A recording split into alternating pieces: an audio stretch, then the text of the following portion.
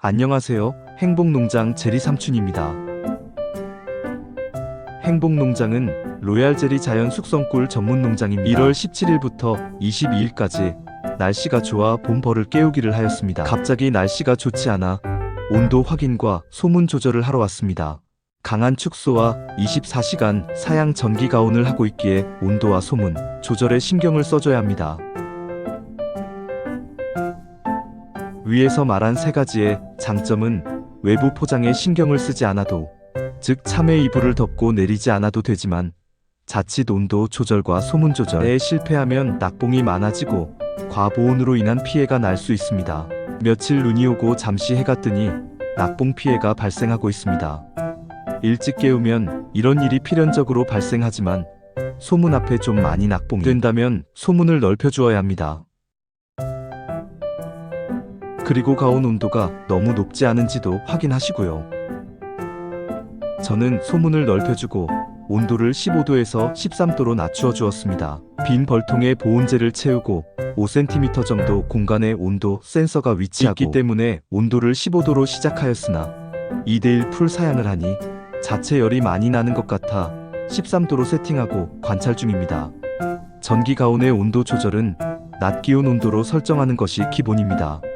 육아봉구 중심부의 온도는 35도, 헛 공간의 온도는 25도가 온도지만 산란 육아 온도를 최적으로 맞추어주면 전기가온 판 쪽으로 벌이 쏠리는 현상과 과도한 산란 낙봉 피해를 초래하오니 온도 설정은 15도에서 시작하여 진달래 필 무렵 최대 21도를 넘기지 않아야 합니다. 착봉과 온도 설정에 대해서 생각해보자고요.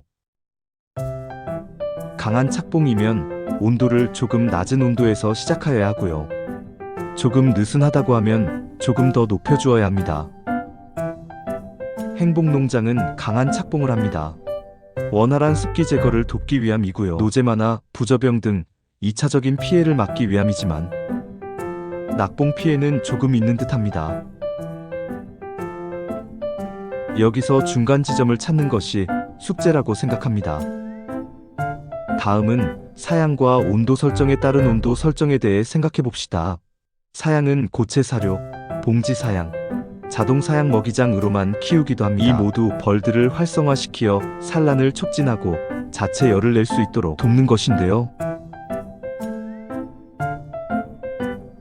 고체 사료나 먹이장만으로 키우시면 자체 온도가 잘 올라가질 않아 외부 보온과 소문 급수를 해주어야 합니다.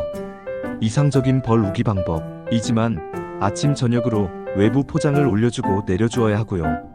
물이 떨어지지 않게 신경을 써야 해서 노동력이 많이 든다는 단점이 있습니다. 자동 사양은 오후 반나절 정도가 이상적이나 자동 사양기를 틀 때마다 확인해야 한다는 단점이 있고요. 24시간 사양은 사양기에 고장이 적다는 장점이 있습니다. 그러나 한번 고장나서 넘친다면 자칫 벌을 삶을 수도 있습니다. 24시간 사양은 벌들의 과도한 노동을 시킬 수도 있고 자체 열이 많이 올라가므로 온도 설정은 조금 더 낮게 설정해야 합니다. 사양액의 농도에 따라 자체 열을 조절하는 방법은 진하게 주면 자체 열이 높아지고 묽게 주면 자체 열이 조금 낮아집니다. 여기서 사양액 농도는 우리들의 숙제입니다.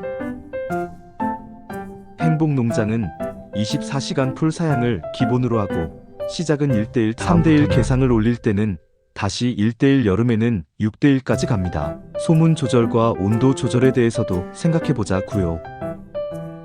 이 모든 조합, 그러니까 보온 사양 전기 가온을 했을 때 정말 열심히 하셨으면 소문을 조절해 주어야 마지막으로 소문 조절을 해주어야 합니다.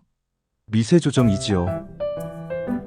각각의 벌통의 사정이 다르기 때문에 하루도 빼지 않고 아침 최저 기온대와 갑자기 낮 기온이 올라가면 낮에도 한번 보아 조정해 주어야 합니다. 이상적 소문 크기는 소문 앞에서 한두 마리가 날개짓하고 있는 겁니다. 하지만 추워진 날씨 속에 소문 앞 물기가 많으면 한두 마리 날개짓으로 판단이 어렵습니다. 행복농장은 날개짓, 벌들의 소리 그리고 뚜껑을 들고 벌들의 착공에 따라 소문 조절에 신경을 써줍니다.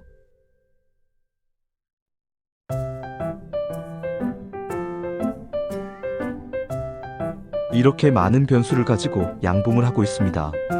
그래서 서로의 경험을 함께 해야 하고요.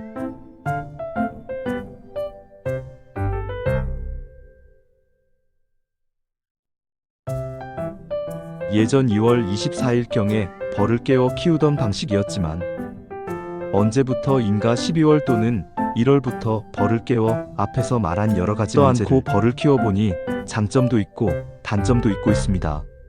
일찍 깨울 때는 벌을 빨리 증식해 3월 초나 중순에 만상벌을 만들어 높은 가격에 팔 수는 있으나 그 벌이 정말로 좋은 벌인가 밤꿀까지 진드기로부터 있을까 걱정이 되죠. 물론 개미산, 옥살산 그리고 숯벌집으로 제어가 가능은 합니다. 3월 말에 로얄 제리를 시작하시는 농가도 1월 중에는 시작을 하여야 생산 기간은 좀 더 길게 가질 수 있어 생산성을 높일 수 있습니다. 수정벌을 하시는 농가도 일찍 벌이 늘어나면 한 통의 벌로 많은 분봉을 자체 계상을 올리어 아카시아도 따라갈 수도 있습니다. 단점이라고 한다면